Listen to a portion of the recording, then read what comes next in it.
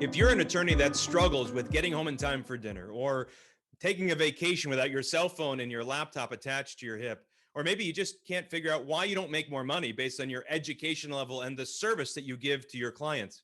Maybe you're an attorney who wonders, why can't my law firm operate without my constant presence?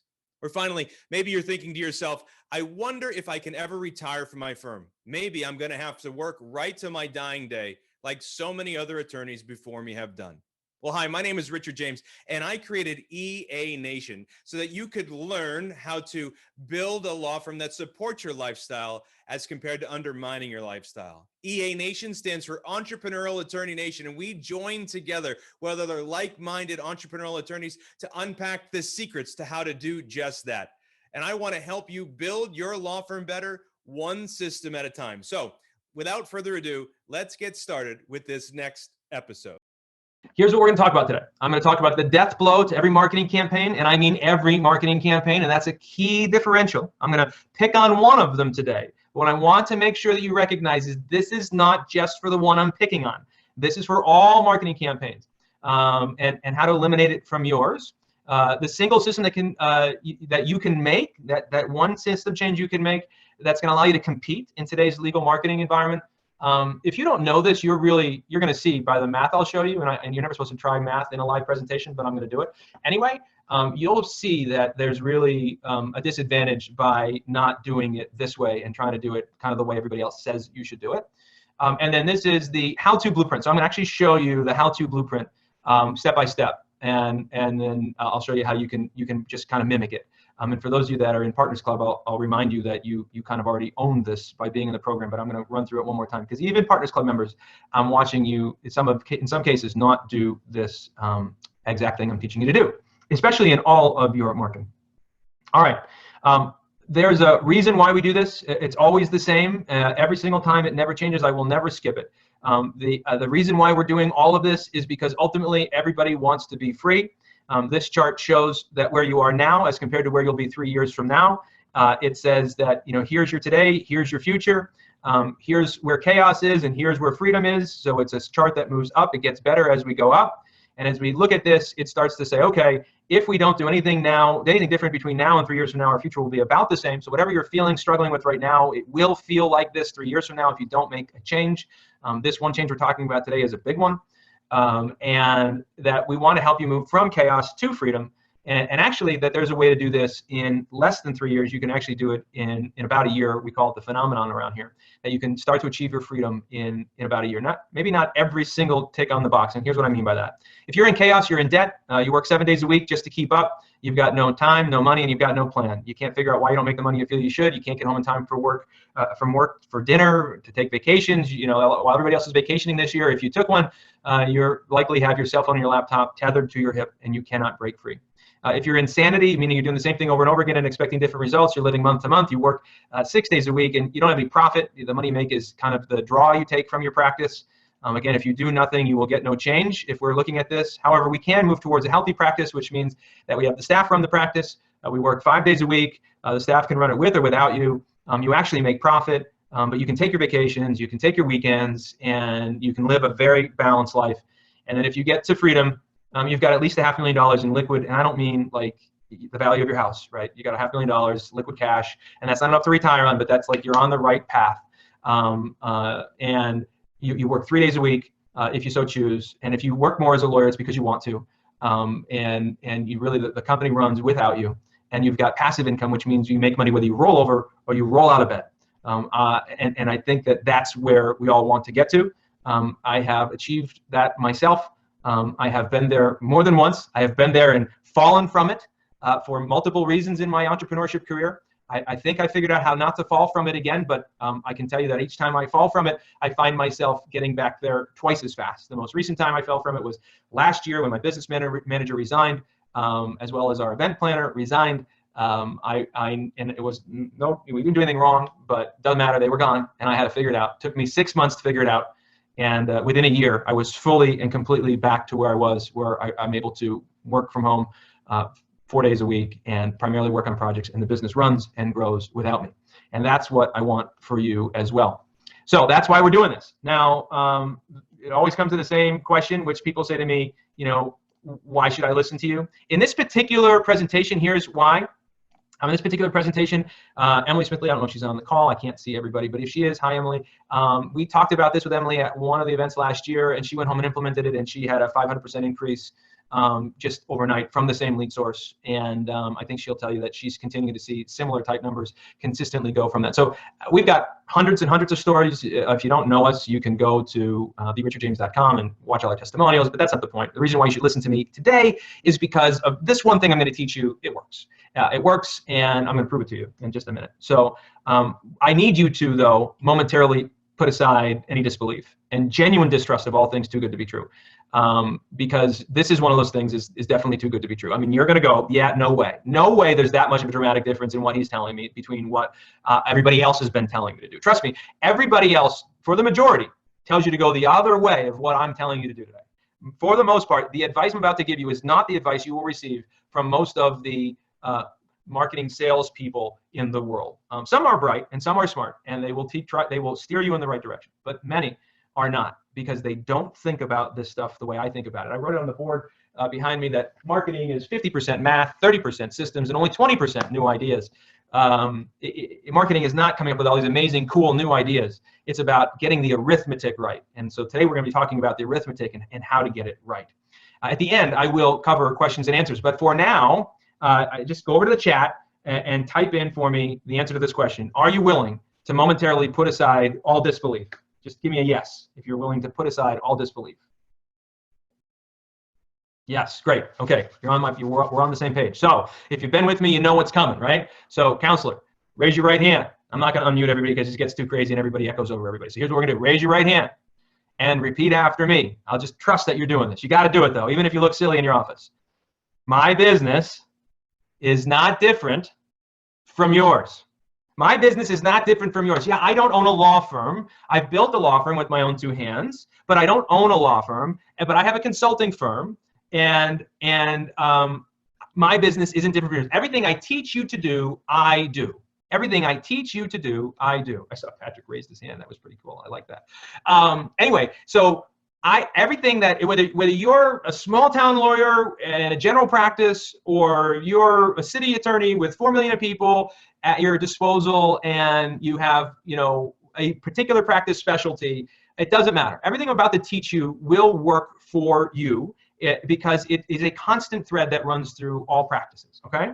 And I always come back to this one overarching principle. This is my mantra. I'm guessing my wife, my East Coast Italian bride, is going to put this on my headstone, assuming she buries me and doesn't scatter me over, at Pebble Beach. So I'm guessing this is going to be on my headstone, because this is what my company lives and dies by this. I teach my members how to live and die by this. If you've been around me for any length of time, you know that this is my mantra, the perfect client life cycle. It is not an original thought. I'm not this super genius. I just looked at what everybody else was doing and I put it together, right? So I looked at how other people presented, and I said, oh, that makes sense. I can make this work for lawyers too. When a decade or more ago, when I was starting to teach lawyers, how does this work in their practice? And that's how this was born. Today, inside the Perfect Client Lifecycle, we're focusing on lead generation. That's where we're going to focus today, lead generation. We're not going to talk about converting to appointments or increasing the show rate, and we're talking about lead generation. Okay, now we're gonna talk about why the other levels of this are affected by it, but just know that that's where we're going to kind of sit today. So how do we generate leads? So let's just think about this from a 30,000-foot view. By the way, I'm probably going to run about 60 minutes, maybe a little less, maybe a little bit more. And then, as I said, I will answer questions. You see, we've got a whole bunch of new people on there. In case you're just arrived, we're talking about the system that's going to help you triple your lead count. And we're going to focus on lead generation inside the Perfect Client Lifecycle. And so how do you generate leads? Well, this is a smattering of the ways that we generate leads. Many people use many other forms to generate leads, but generally speaking, we have pay-per-click, we have social paid advertising, which theoretically could be in the same category as pay-per-click, but I'm considering pay-per-click like Google, and direct mail, radio, television, print advertising of all sorts, whether it's magazines or newspapers or yellow pages if it still works in your town. Live events, if you do wholesale or retail events where you do educational models, or you do webinars like this, or referrals. Now, what do they all have in common, right? So the question is, like, what do they all have in common? And what they all have in common is they all have the same goal. When we generate a lead, we want to drive to an appointment, right? That's like the fundamental thing that we want to accomplish most of the time. Some of you sell directly over the phone. You don't want to drive to an appointment because as soon as they call in, you're trying to get them to retain your firm, and that's okay. Know that you still drove to an appointment, except like the appointment happened right then and there, okay? And so the question is, if I can help you generate more leads, can I help you get more appointments? And the answer is yes. So if I get 100 leads now, and I show you how to get 150 leads, and everything else stays the same, all of our other conversions stay the same through the perfect client lifecycle, we will fundamentally generate more appointments, which is really what this game is all about. We want to get people in front of us who are struggling with the need that they have so that we can introduce them to why our firm is the right firm for them, so that they can make the correct choice and choose our firm to help to hire us. They will hire us for us to help them ease their pain. That's it in a nutshell. That's the goal. We want to get, as they say in my world, butts in seats, right? That's it. That's the goal in marketing in a local brick and mortar business. Okay, so the next question is, how do we do that, right? How do we do that? How do we go about accomplishing this goal of increasing the leads? Well, let's look at Payperclick. So we could have looked at a lot of these different scenarios, but I'm going to choose Payperclick because it's the one that I can paint the clearest picture monetarily for you. All right, based on the math, because it's very measurable. If you use Payperclick, you know that you measure things like impressions versus clicks versus leads, right? We're fundamentally looking at conversions all the way through, and there's a dollar amount associated with all of that. When we look at referrals, it's not quite as simple to measure that, and it's not as easy to measure it in different markets for TV or radio because the markets are different. Same with print advertising and even direct mail. So we're going to look at Payperclick because it's going to allow me to even the playing field monetarily in my presentation. Now, here's what I want you to understand. The thing that I'm going to teach you right now, what I'm going to reveal to you that you may or may not know, I don't offer as a service. So I think it's really important you understand, like, I don't sell this service to you. I teach you how to do this. You need to go find somebody to do it for you, okay? So the reason why I say that is I hope that carries some weight in that this isn't like a sales presentation for me to teach you how to do something that we do for you. That's not how my business works. I'm in the information business. I empower entrepreneurial-minded attorneys to improve the conversions through the perfect client lifecycle and build systems in their practice to achieve their ultimate freedom. One of those systems happens to be increasing your lead count. One of the ways you increase your lead count is what I'm about to teach you. Now, though we're going to look at Payperclick, don't forget what I originally said. This rule is true in all of your advertising. So if we go back to what are the different types of advertising, and I list them all, what I'm about to teach you needs to happen in all of the advertising that you're doing.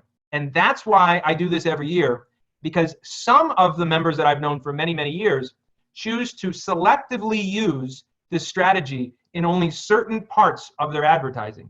This strategy needs to be used in every part of your advertising, okay? With an exception that I'll get into that causes a ton of controversy, so I'm prepared for the questions when they come in at the end. Okay, let's take a look at Payperclick, okay?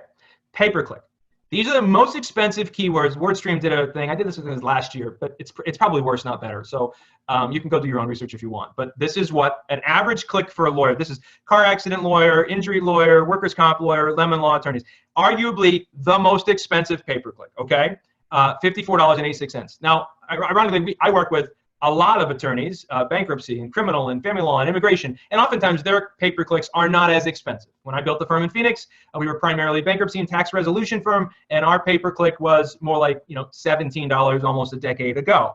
It's certainly higher than that now. I don't know that it's quite $54. I've also heard in some markets those keywords that I've listed here, like in LA and New York, those keywords can be like $150 to $180 a click for some of those keywords. So it can get worse. So this is a median, all right? $54 is like a median range. So it's a fair estimate of kind of where we are paying per click. Now let me, if you don't use pay-per-click, let me just tell you what I mean. So when you Google family law, a divorce attorney in Scranton, Pennsylvania, the ads that come up at top, that's people paid to put their ads there. I don't want to assume everybody knows that. I know that's rudimentary information, but that's people paid to put their ads there. And it's a bidding system. So the more you're willing to pay, the higher you'll go on the ad rank. So your ad will show up number one if you're willing to pay the most. And so lawyers compete against each other and fundamentally drive that price up, which means every time somebody clicks on that ad, it just costs that lawyer $54.86. Now, when they click on that ad is what we are going to talk about next. Okay, so what happens after they click is really the most important, which, by the way, that means if you're searching for somebody in Google or something in Google, whether it be Amazon or anybody else, if you click on one of the top ads, by the way, you're costing them money. So I'm conscious, having, using Payperclick myself, when I search for somebody, just as a social etiquette kind of thing, I don't click on the ads when I'm searching for somebody. I go down to the organic where it's not an ad. So I don't get them, I don't charge them the income. I know some of you, I've heard stories, I don't know that some of you are doing this. I've heard stories of attorneys politely clicking on their competitors' ads in other towns. I don't think that's right. It sounds funny. But you know what? You wouldn't want it done to you. Don't do it to somebody else. Anyway, Payperclick. Every time somebody sees your ad, clicks on your ad, you paid because they clicked. Not because anything else happened, just because they clicked, which now puts eyeballs on your site. Takes me to my second point, okay?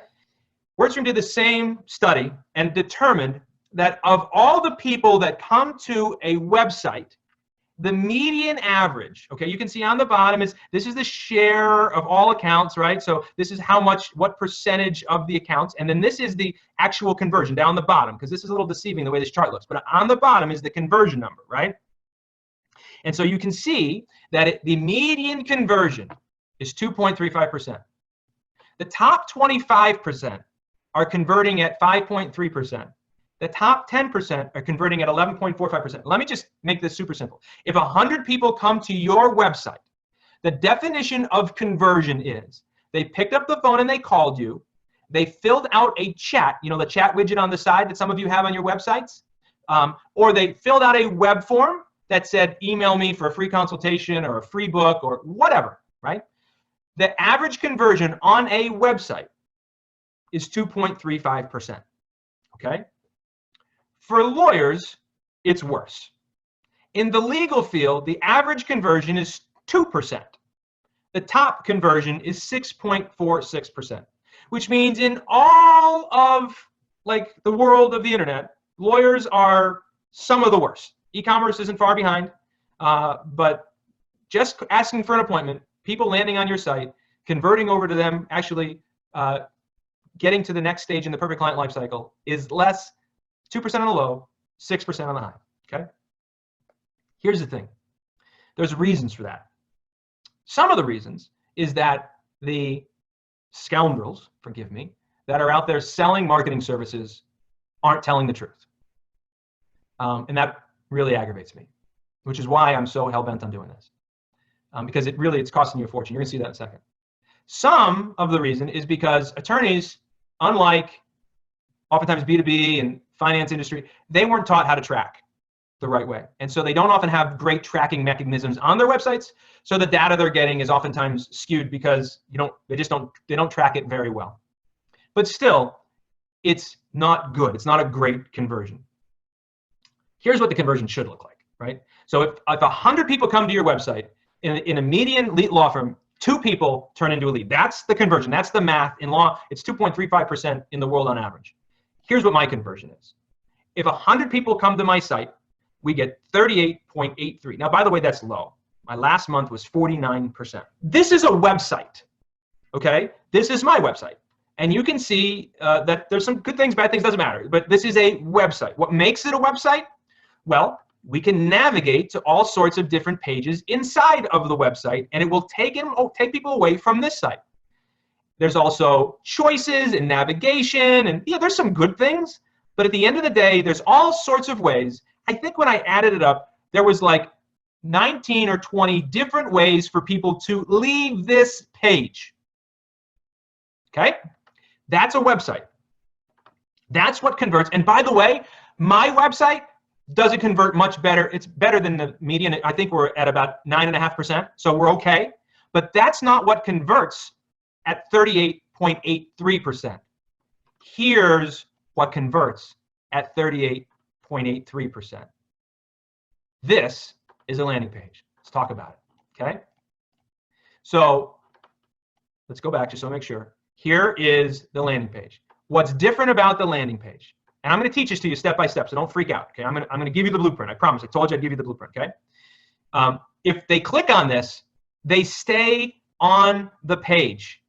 They don't leave the page. They can't go somewhere else in my site. Okay. All they can do is do what I want them to do. Now, let's talk about the math. The way that the rest of the world teaches you to do this, okay, looks like this. 100 clicks at $54.86 per click is $5,486. If I get a 2% conversion on the clicks to my website, I spent $54 a click, I got 2 leads by definition. Or I spent $2,743 a lead. This is why when people tell me, I tried, not people, lawyers tell me, I tried pay-per-click and it didn't work. More often than not, this is what they meant. Usually they won't even get to 100 clicks because they'll usually put a budget of like $1,000. And at $50 a lead, they're going to get 20 clicks. And at 2%, they're going to get less than a half of a lead, which means they're not getting a lead, which means it doesn't work for them because they drive to a website. Okay. However, in my math, you get 100 clicks at $5,486 spend. I get a 38% conversion. I get 38 leads, or it costs me $144 a lead. Now that's still a little pricey, but I can make it work. So the question is, and this is rhetorical, you don't have to answer this one. Which one do you want? Do you want the $2,743 a lead or the $144 a lead? Let me restate. I do not sell services that help you do this, okay? I am teaching you this so that you are prepared out there in the world. If you're in my world, you're a member in my world, you have access to all of our vendors that do this, that I don't own their companies and so on and so forth. They pay to be sponsors. But outside of that, I don't do this for people. I'm teaching this to you because I think it's a sin that there are companies out there that charge you to do marketing with them that don't teach you to drive to a landing page. When you ask them or they help you design an ad, they have you put it to your website. Now, the most sophisticated of those companies are pay-per-click companies, and many of them have learned that you should drive to a landing page. However, that doesn't mean that the print advertising companies that you work with, that doesn't mean that the direct mail that you're putting out there, or the TV and radio ad companies that you work with, that doesn't mean they've taught you the right thing to do. Because they don't think about it, especially, they don't think about it this way. You see, this is not just relevant to pay-per-click. This is relevant to all of your marketing.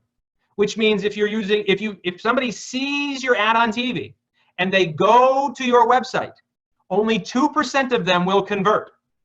If they go to your landing page, 38% of them will convert.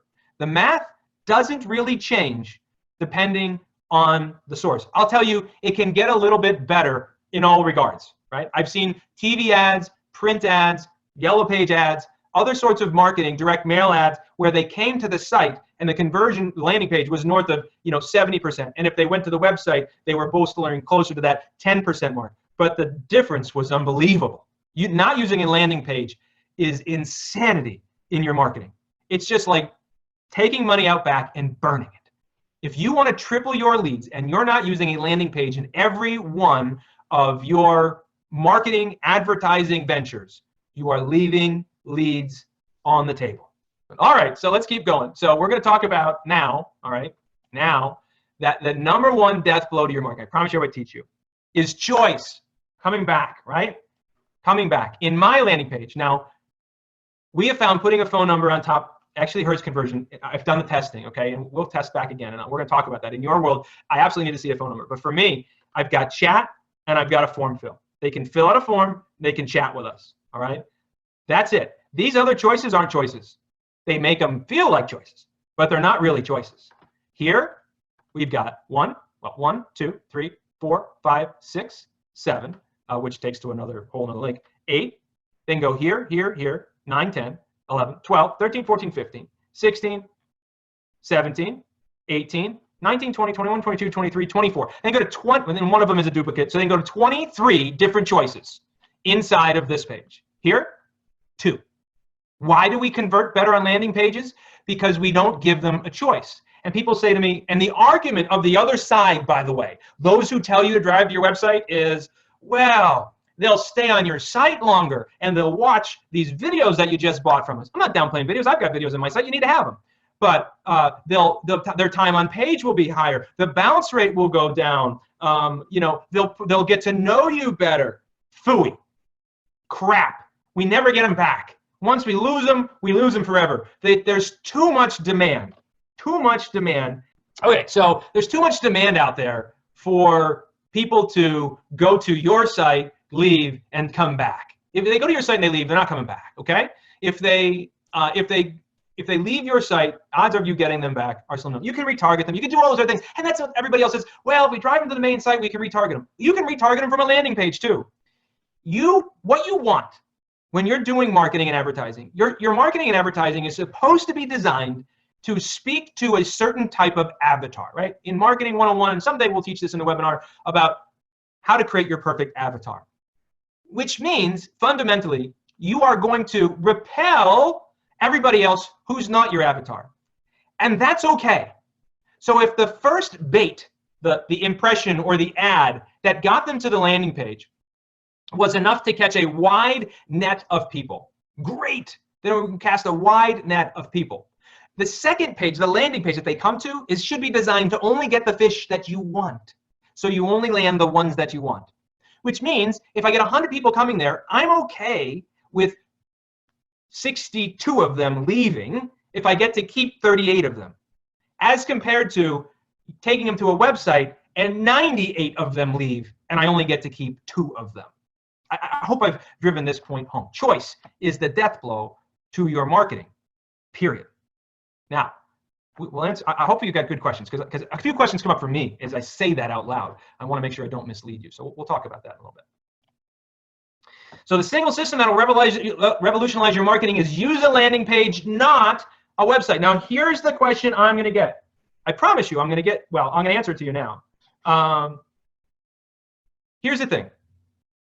If you use landing pages, or when you use landing pages, hopefully after I've taught you this, you'll do it. It doesn't mean that you don't have a website. I showed you I have a website and I have landing pages. And we have, like, I don't know, 30 of these things, these landing pages, maybe more. You have to have a website. You can't not have a website in today's day and age. Well, what's the difference? A website is for Google and Bing and Yahoo and social and well, maybe social, but it's for Google and Bing and Yahoo. It's for the World Wide Web to go out and recognize that you're there, put good quality content, get long tail searches. You know, I was in an accident on the I-10. I broke my leg. I don't know who to call. Long tail searches. My wife just left, took the kids. Everything's out. The picture's hanging from the wall. That's all I've got left. Long tail searches, right? That's why content is king on the internet, because those are great searches for you to get. Google My Business, super important, right? Google My Business, super important. Why is it super important? Well, let's type it in, right? Family law, let's do it this way. Divorce attorney in Harrisburg, PA, right? There it is. Google My Business, super important. The landing pages won't show up here. Google won't recognize a landing page. We don't even want Google to recognize a landing page. We don't index landing pages. This is for your website. These directories are for your website. These ads, these are where the landing pages go, okay? That's the most important part of a landing page. The website is for Google. So again, use landing pages when you're driving an ad for a prospect to go somewhere. You still have to have your website for your online marketing Google strategy, not pay-per-click. I'll call it an organic strategy. All right, I'm sure I'm going to create questions. All right, so I'm going to try to make this super, super simple for you. So here's how we're going to make it simple for you. I'm going to give you a template. I'm going to walk you through this. This is the blueprint, okay? This is the blueprint of what it is you need to know to build a landing page. Now you can see this is set up like a landscape version website. It's important that you think about it like this, because it was on 8.5 by 11 paper turned the other way. People don't see their computer monitors like that. On their mobile phone they do, but this is for a desktop landscape flat screen monitor, okay, where still, in most cases, vast majority of traffic is coming from. You don't have to have it mobile ready, and that's a separate conversation. But let's talk about this. Now, here is my next step. So I'm going to go, what's going to happen is I'm going to list all of the steps here, but I'm going to talk about them in the previous page. So I went back and forth on the best way to do this for you. So I'm just going to talk about them here, and then I'm going to give them to you step by step. Here's what I suggest you do. Hit print screen on your computer right now, on your keyboard. You hit print screen, and then you can save that when you're done with this presentation. You can then save this image. If print screen is like above the technical knowledge, and that's okay, and you're just not real understanding how to use print screen, email me, richard@therichardjames.com, and I'll get you a copy of this. But also it'll be in the replay for all of you folks who are here and who registered and couldn't make it, okay? So let me walk through this for you. So item number 1 says, no navigation to additional pages is possible. Choices are limited and controlled. So that's vital, all right? I don't want your Facebook page on a landing page. Like, in other words, a link to it, or your Twitter, or your LinkedIn. None of that goes there, period, okay? Number 2, your logo goes here in like a small area, okay? It's to add credibility that you're a real company. It is not to be a headline, okay? It's not to be the highlight. You also should have your contact information down the bottom because it offers further credibility for you. So this is the layout I want you to use, okay? Your logo shouldn't be this huge thing that's up here. Vitally important you don't do that. So many people miss it. 3, put your phone number here. If you're a local law firm, you need to have a phone number. It's the #1 way people are going to contact you. I would also like to add my live chat there. And then if you answer the phone 24 hours a day because you have an answering service or something, I want to make sure I say that. I want to say things like call today, right? I want to give them a reason to call. But I'm going to have the phone number up the top right-hand corner. This is what we call above the fold, right? So when you're looking at this, this is above the fold. Some of this may very well start to fall below the fold, right? As we get into about here, when somebody's on their computer screen, they're likely only going to see up to about this 3rd check mark across, maybe less. They have to scroll down to see more. Again, similar to this, right? You have to scroll down to see more. It's still a landing page, but above the fold, I want certain things seen, all right? Number 4, you have to have a social handshake. This is a video that is just you greeting them. Video converts better. Now, if you don't like yourself on video, if you don't think you do a good job on video, you can have, animated videos done these days, whiteboard videos, lots of options, but I want a video. Now, that shouldn't autoplay. It should be there for people to learn more about you if they want to play it. Number 5, your headline goes here, okay? And this should be a headline, like in copywriting. We'll talk about that another time. But this is like, they all thought I was crazy until I sat down to play. That's a headline. It's a famous headline about somebody who thought, his friends thought he couldn't play the piano, and then he sat down and he started playing the piano, right? And it's a headline to sell piano lessons. A headline here, right? Are you struggling with that? Do you feel like the weight of the world is on your shoulders? Has your spouse just walked out on you? Whatever. You get my point, right? Is immigration knocking on your door? So whatever your ad is, the headline is specific to whatever ad you created. The landing page headline is congruent with that ad.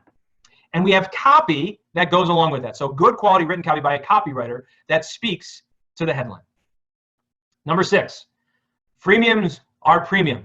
Whether you use a book or you use a free interview or a white paper or a special report or the 7 things you must know, whatever it is, something of a free methodology that we're giving them something to take advantage of the law of attraction, the law of influence, okay? So it's called reciprocation, is something we must have. So a contact methodology for somebody to be able to reach out and contact you inside of this freemium area.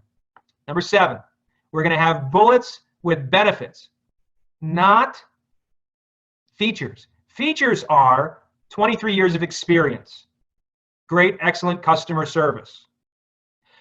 Benefits are save your car, save your house, save your 401k. Don't let him or her take everything from you. Avoid deportation. Don't go to jail, right?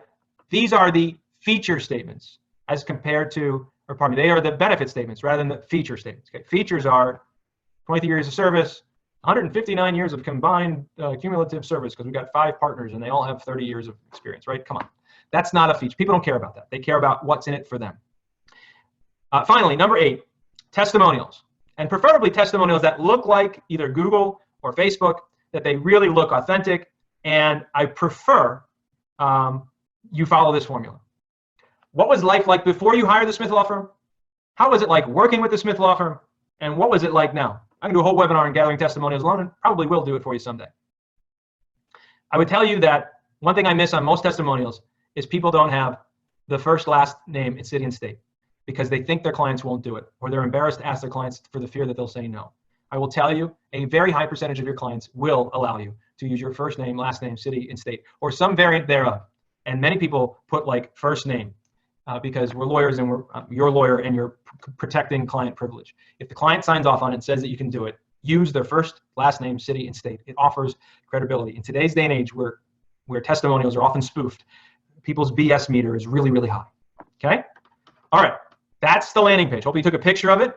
And here are the 7 things I talked about, or the 8 things I talked about. This is your blueprints. Okay? So that's a step by step. You'll have it in the presentation. I've just gone through all of those.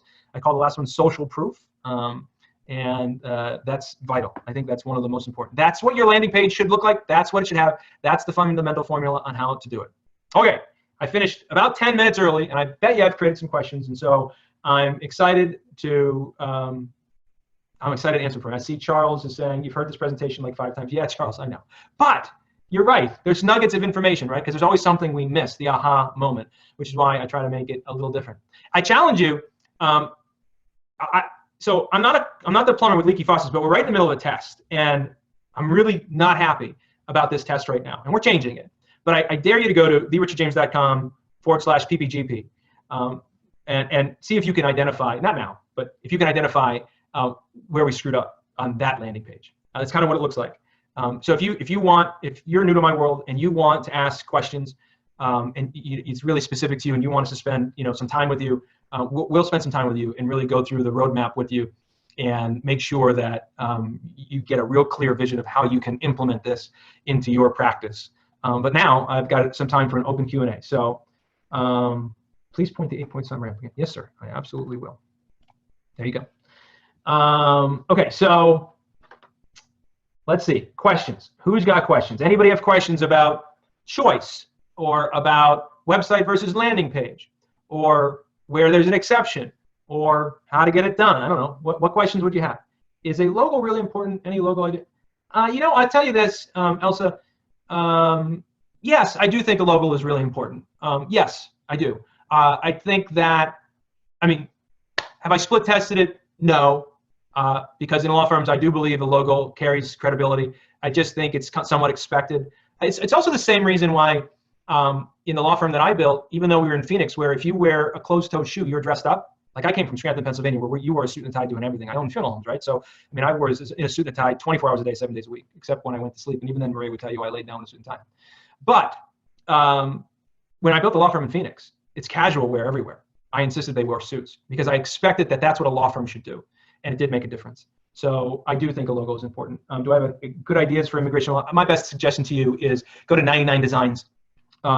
Have them pay the $250 or $300, whatever it is. You'll get 6, 7, 8, 10 designers to give you great ideas, and then you can send the ideas out to your social peers and have them vote on it for you. And if you're in our world, you can put it on the dashboard and you can have them vote on it for you.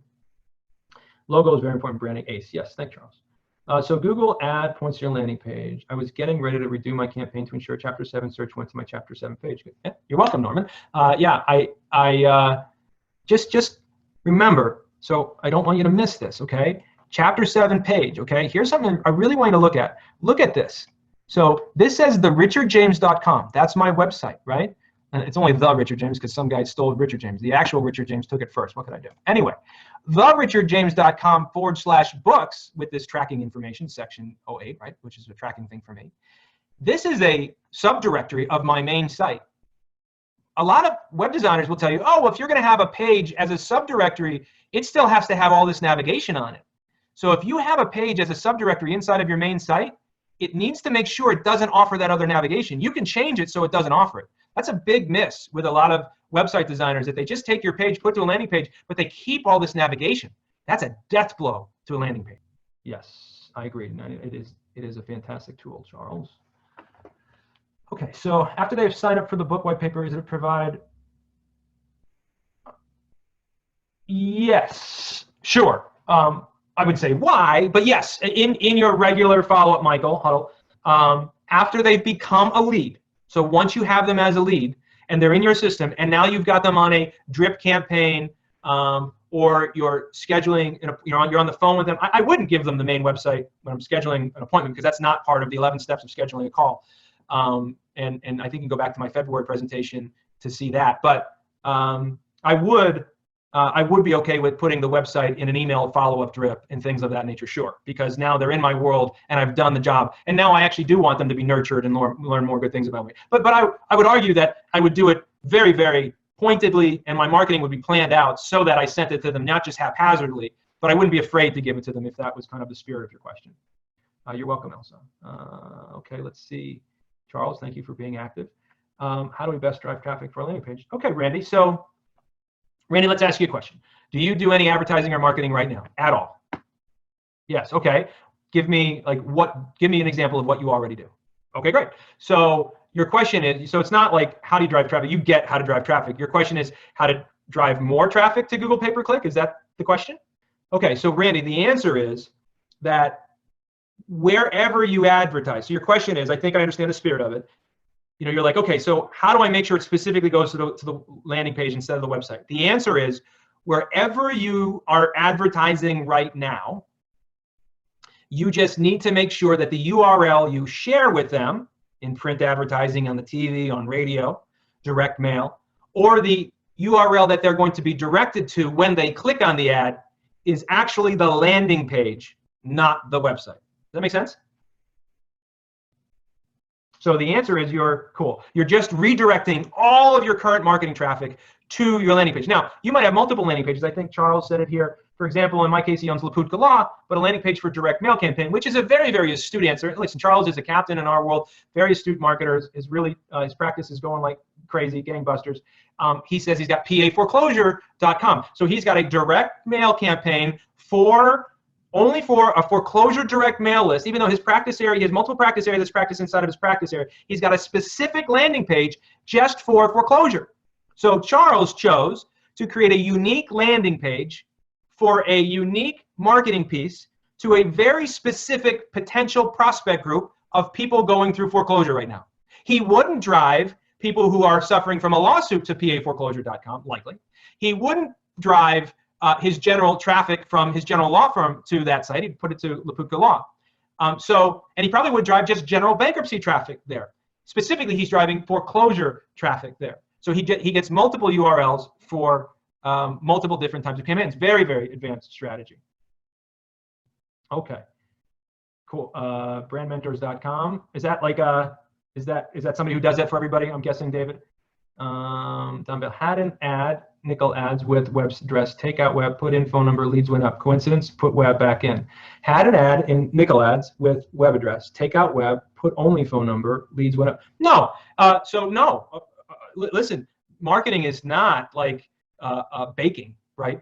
It's not like you have to put in exactly a tablespoon or teaspoon or whatever it is of baking soda, or your cookies are going to be flat.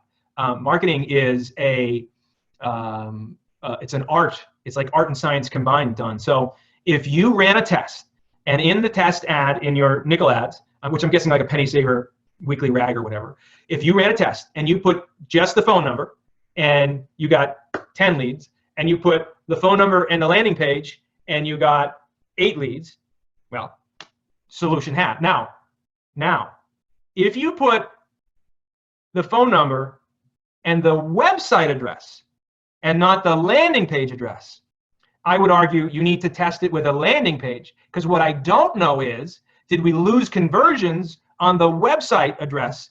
And if we would have gotten to 38% as compared to the 2%, would we have gotten 12 leads instead of 10 leads? Follow me?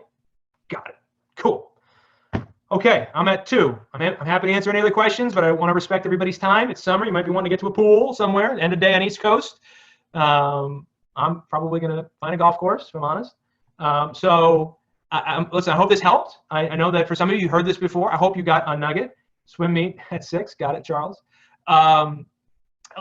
Look, my name is Richard James, and I'm super passionate about helping attorneys build better systems. I have a real hard time helping attorneys build systems if they don't have a machine that churns leads. Got to have leads. I talk about how to create more leads with the authorship, celebrity, and expert using a lead magnet. But if you're not using a landing page on every one of your marketing and advertising endeavors, you are shortchanging yourself. You are welcome, David. I'm glad you appreciate it. If you have any questions, you can certainly go to therichardjames.com/ppgp, schedule some time with us, or you can email direct at richard@therichardjames.com. Looking forward to talking to you again in August. For those of you that are in Partners Club, I will see you there, just a couple weeks away. Super excited.